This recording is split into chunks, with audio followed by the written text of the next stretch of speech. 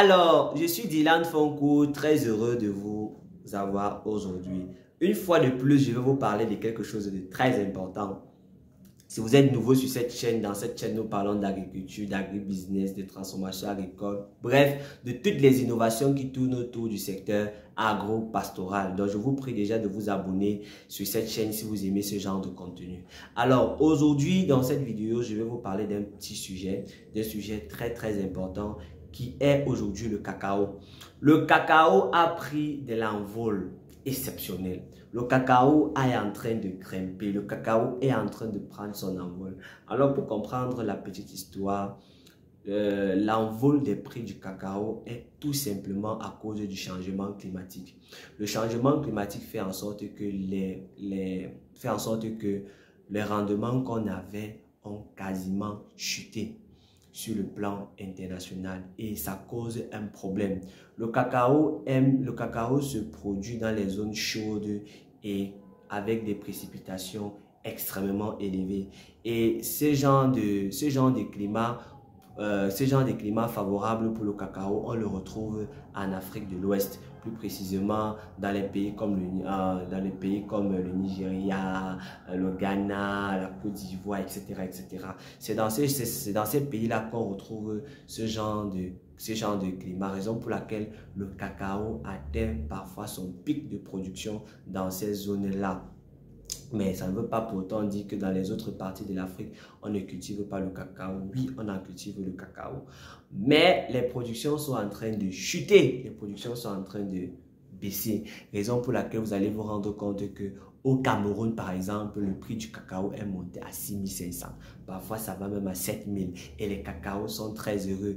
Et ce fait-là, ça cause de problèmes parce que le fait que le cacao est grimpé, on n'a plus de main-d'œuvre. La période ici, là, les villages, les ouvriers ne travaillent plus rien d'autre que le cacao. Parce que vu que ça paye bien, les producteurs aussi payent bien. Donc tous les ouvriers sont partis vers le cacao. Et tous ceux qui font les petits champs de manioc, les petits champs d'arachide, il n'y a pas moyen, il n'y a plus moyen. Alors, l'envol du prix du cacao est une bonne chose. Déjà parce que ça permet aux producteurs de cacao vraiment de respirer, de se projeter, vraiment, voilà. Et vraiment, ça nourrit vraiment des familles. Vraiment, ça, c'est déjà une bonne chose.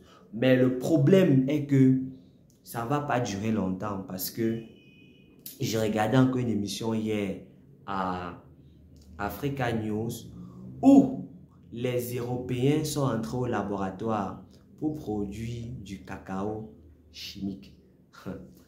Pour produire du cacao chimique, pour que l'industrie du cacao ne baisse pas. Parce que l'industrie du chocolat, je veux dire, l'industrie du chocolat est en train de baisser énormément en Europe.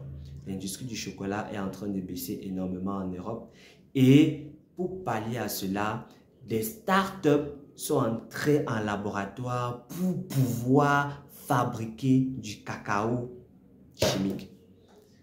C'est terrible. C'est-à-dire, ils veulent non seulement raccourcir la durée de vie du cacao, pour raccourcir la durée de vie du cacao, mais aussi se faire encore beaucoup plus d'argent. Donc, les gars sont au laboratoire et essaient de produire du cacao chimique. On ne sait pas, bon bref, c'est pas encore certain, mais ils sont au travail. Vous savez, quand les Européens s'entêtent sur quelque chose, ne vous inquiétez pas, la solution va sortir.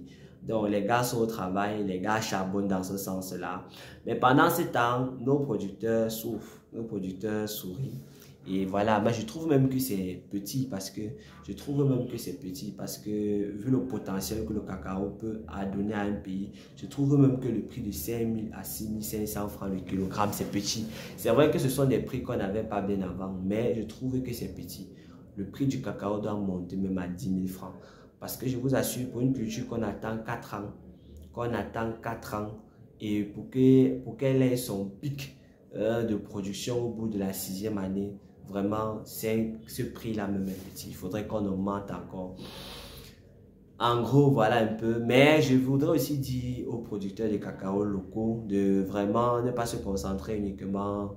C'est l'occasion. Parce que si la matière première est chère, combien de fois la transformation du produit. C'est-à-dire que si on transforme les fèves de cacao, ce ne reste qu'en pâte de cacao ou en, je sais pas trop, en pâte ou en poudre de cacao, ça va extrêmement encore quadrupler.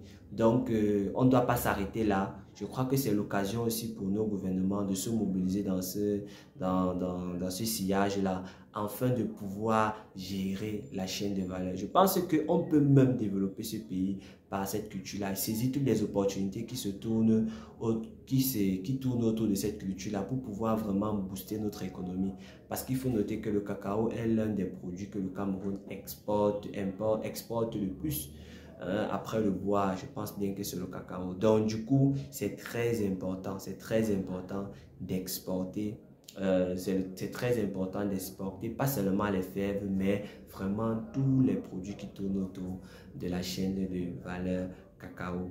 Donc, c'était Dylan Fonkou. Abonnez-vous pour les nouveaux. On se voit. Ciao, ciao.